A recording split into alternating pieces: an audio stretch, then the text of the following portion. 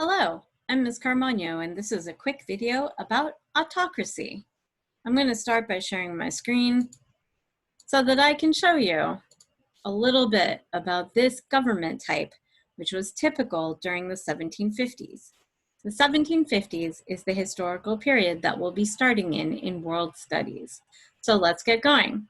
First of all, the way you say autocracy is autocracy. Autocracy. You might also see the word autocratic. That is the adjective that goes with the noun autocracy. Autocratic is a little bit different in how you say it than autocracy. The emphasis is on a different syllable. So this word is autocracy and this one's autocratic. Autocracy actually comes from the Greek. The first part of the word auto comes from the Greek word for self or single person. An automobile is a vehicle you use to get yourself around. Cracy is Greek for rule. So an autocracy is ruled by one person. This is the opposite of democracy, which is ruled by all the people. Demo meaning people and cracy meaning rule.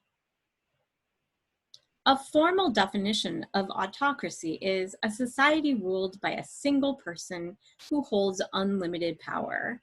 You can see by the graphic that if you're an autocrat, you have all the power. Anything you say is law. People have to do what you say. There are a number of different types of autocracy in history.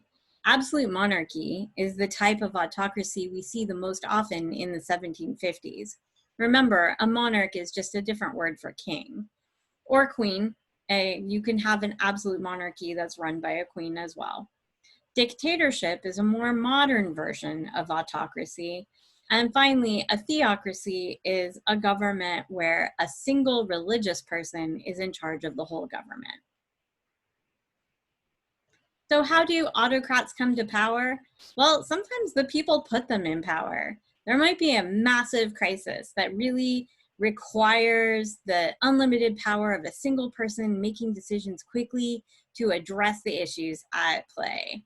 And in ancient Rome, we saw this when the people would pick a tyrant to take care of everyone during a massive invasion or a natural disaster.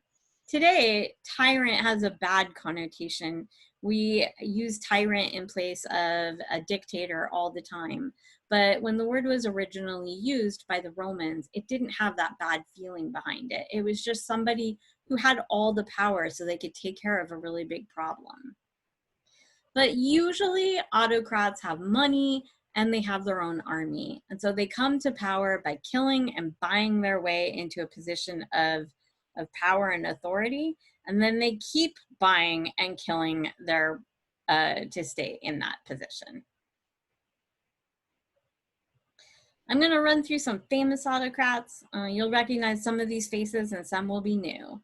So in the 1750s, we can see Emperor Kangxi of Qing Dynasty China. He was an autocrat. In France, we have Louis XIV.